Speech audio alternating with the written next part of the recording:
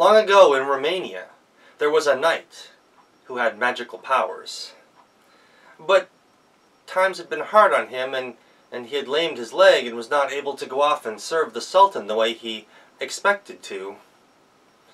So when a messenger came, ordering that the knight or his eldest son come to serve the Sultan in the capital for a year and a day, the old knight wasn't sure what to do. For he had no sons, just 3 daughters. And while he had taught each of them how to ride and hunt to the best of his ability, he wasn't sure if they'd be willing to go in his place.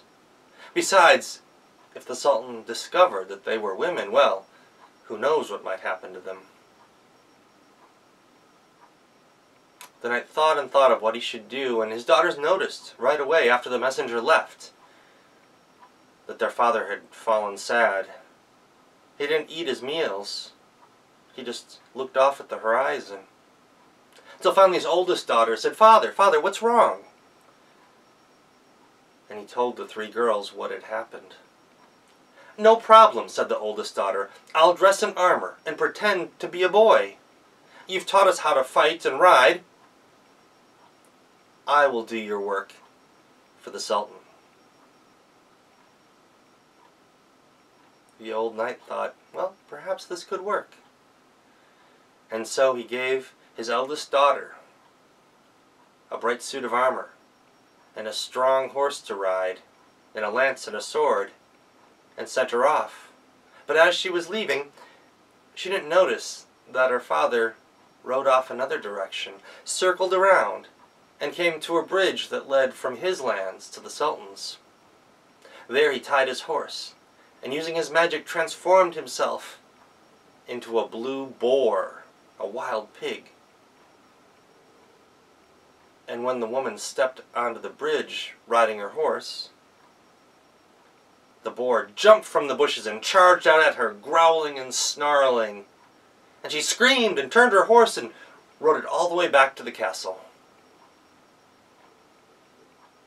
When the sisters saw what happened, the middle sister said, "Father," when he had finally returned to the castle, "my sister declined to serve the Sultan, but I shall do it." And so he gave his middle daughter his second best suit of armor, and a sword and lance that were okay but not great, and gave her a horse that was strong but not the fastest. And as she rode down the road to the Sultan, she came to the bridge, and all of a sudden, out of the bushes leaped a great golden lion, growling and snarling and raking the air with its sharp claws. It was a giant lion, bigger than a horse. And the middle daughter, she screamed, turned her horse, and galloped back to the castle. Well, that left only the youngest daughter, Mizilca. Mizilca said, Father, my eldest sister and my middle sister, well, they've not been able to go serve the Sultan, but I shall do it for you." And the father, well, he didn't have a lot of money. He gave her an old dented suit of armor, this chainmail kind that jingled when you walked. He gave her a used sword that had nicks in the blade, and a lance that, well, had seen better days, and an old nag of a horse who might be able to run 100 miles if you weren't riding it. And he said goodbye to his daughter, and she rode down the road. He circled around and came to the bridge and transformed himself into a great green dragon. And he leaped from the forest, growling and snarling and blowing flame from his mouth. Mizilca looked at him, and looked at her castle, where she had grown up, where she would be safe. And she remembered her father. She lowered the visor on her helmet, aimed the lance at the dragon's heart, and spurred her horse on. This horse was not used to fighting dragons, but clearly Mizilca was not going to let it go any other direction. It charged straight across the bridge, right at that dragon.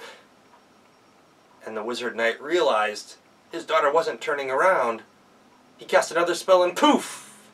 he disappeared and hid in the forest as she rode off to the Sultan's castle. When she got there, she presented herself to the Sultan and said, "I am my father's firstborn son. I shall serve you for a year and a day in his stead." And she bowed. The Sultan looked at her and thought to himself, "This is no man. This is clearly a woman, but there's no way to prove it. We'll have to see how she fights." And the Sultan watched as she practiced with the other knights. But she could ride as well, fight as hard, and shoot an arrow just as well as all the other knights in the castle. The Sultan began thinking to himself, "Man or woman, she's worth having here." And it wasn't very long when there was a great battle at the edge of the kingdom. The Sultan sent his great knights out, and the enemy, they came with thick armor and strong bows, and they battled long into the day. And as evening came, there was one warrior, taller and stronger than all the rest, who had beaten down some of the best knights the Sultan had sent. And he came striding across the field toward where the Sultan stood with his bodyguards. And Mizilca saw the tall knight stomping his way toward the Sultan, and she charged him, saying, "What do you think you're doing?" And the knight stopped.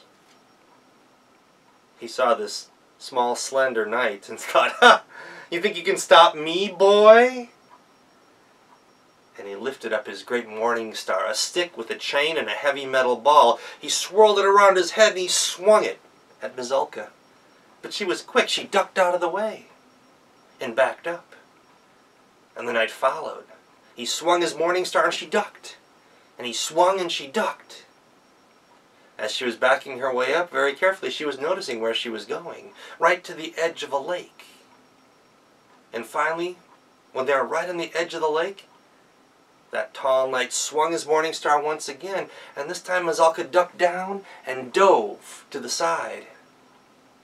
He had swung his morning star so hard that the knight was off balance. Mizilca got up and pushed him as hard as she could right into the water. Splash! For she knew that wasn't an ordinary lake. Below the water there was mud and muck. And that knight in his heavy armor sunk. And that was the end of the battle. The Sultan, after that battle, gave Mizilca a beautiful golden medallion to thank her for saving him and his guards from that great knight. And all the other knights, well, they looked on Mizilca, smaller than they were, more slender than them, clearly younger than they were, for she had no beard or mustache, but she could fight like them. And after the year and a day were done, she took her leave and rode back to her father's castle. And ever since that day, whenever there was danger, the Sultan would call for his greatest knight, not realizing exactly that Mizilca was a maiden. And that's the end of the story.